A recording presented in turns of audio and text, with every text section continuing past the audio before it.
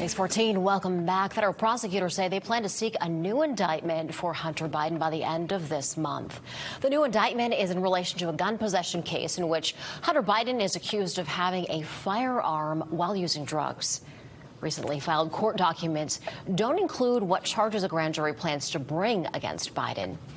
He is currently being investigated by federal prosecutors for his foreign business dealings as the upcoming election. So, big question is, Tim, what can we expect with that? Yeah, speaking of those upcoming elections, we know that a New Haven city alderman and a local civil rights attorney are asking the state to remove former President Donald Trump from Connecticut's presidential ballot in 2024. They're asking the Secretary of the State to find Trump ineligible because essentially of the 14th Amendment to the Constitution, which very roughly, Section 3 of that allows people to be disqualified from holding public office should they engage in an insurrection against the U.S. or the Constitution. Well, the Secretary of the State said her attorneys are reviewing state law to see whether her office has jurisdiction in this matter. Trump's campaign said the whole effort is just a conspiracy to keep him from winning another term. Well, we are less than a week away from Hartford's mayoral primary election, and two Democratic candidates have asked the Democratic frontrunner, Arun Arulampalam, to return some campaign money. Both Eric Coleman and Nick LeBron said Arulampalam raised money in Torrington by telling those people that they'd have a say on what goes on in Hartford. Well, Arulampalam said he raised $570 at that event last Saturday, and his campaign is yet to respond to the request that he return that money. Well, for everything you need to know ahead of the primary election, you can text VOTE to the number on your screen, 860-527-6161. If you do that, we'll give you a comprehensive list of which towns have which races, what to bring to your polling location, and the rules regarding absentee ballots. Republican presidential hopeful Ron DeSantis is coming to Connecticut this month. The Florida governor is going to take his campaign to Greenwich next Wednesday on the 13th. He's hosting a fundraiser with ticket prices going for about $1,000. Tonight in Westport, community members and state leaders are going to honor and celebrate the lives lost during the September 11th, 2001 terrorist attacks. Now, this year's ceremony is going to start at 5:30 p.m. at Sherwood Island State Park, where that memorial is. There's going to be a name reading of the 161 victims who have ties to Connecticut, and some family members of the victims will be there this year as well. Now, every year, this 9/11 ceremony in particular is held prior to the actual anniversary. They're doing that to accommodate the family members and friends of the victims who might want to attend the September 11th ceremony. That's right at the World Trade Center site in New York City. Well, as expected, Tropical Storm Lee did strengthen into a hurricane yesterday. Behind us is a satellite picture from the National Oceanic and Atmospheric Administration, or NOAA. It shows Lee off of the central tropical Atlantic Ocean, still very much over the ocean. And as far as I know, Matt, still not projected to hit land anywhere yet. Not but we got a long way to go. I mean, if you look to the top left of your screen, that's Florida, and then the far right, just by Erica, is where the storm is. So you got a ways away before any impact, even on the eastern But Caribbean. you are concerned about this. Well, we are definitely watching it because the intensification over the next couple of days is expected to be fairly impressive.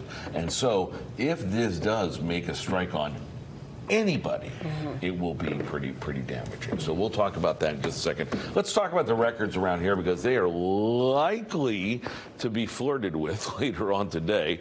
Your forecast will tie it in Hartford today and tomorrow. It's going to be close enough.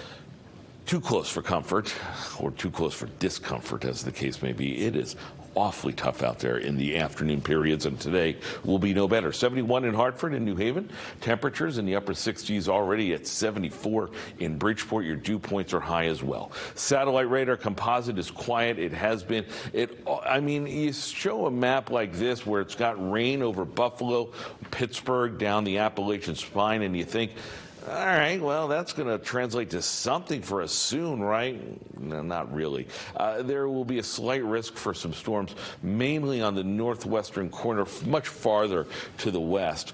Storm Prediction Center has us part of the state in a level 1, a marginal risk. But really, I got to be honest with you, I don't see a lot of rain holding together for us for today.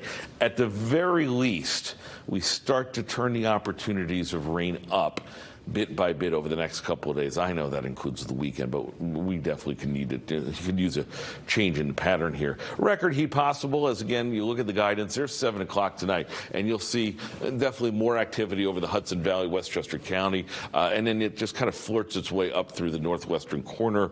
By 11 midnight, we're just about done. Tomorrow, same deal. Isolated shower in the afternoon, picking up into the evening. That's a little more widespread as we start to really tap into this moisture, which has been abundant in the atmospheres over the last couple of days. It is Saturday that I think we have the better opportunity for rain. We're waiting for this frontal boundary to pass on through, and that will bring us changes for the better, even though we have changes for the wetter this weekend. Temperatures into the mid-90s for your highs today. Loads of sunshine, and with that heat advisory in play, we're looking at a number of hours where it will feel like 100 degrees. Tomorrow, same deal. I mean, I know you don't see triple digits, but it's close enough. So if you've got respiratory issues, air quality is not great.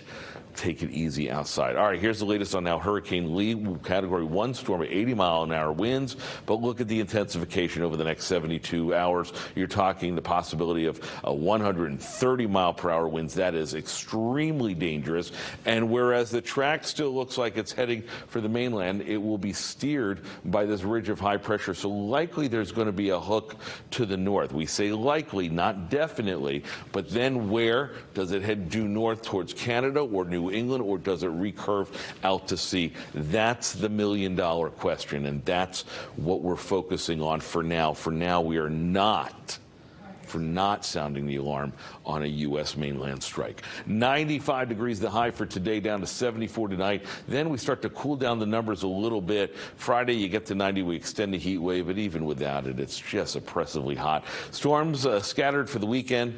A break in the heat and humidity start early next week. That's a look at the forecast, guys. Back to you. Okay, Matt, thank you. Now, as the news at 6 continues, of course, we're going to have more on the big breaking news here, the overnight crash that has killed a Hartford police officer and left another in the hospital. We're going to have live team coverage for you with Brooke Griffin and Lindsay Kane at the top of this half hour, so stay with us as this story progresses. This is Connecticut's news station.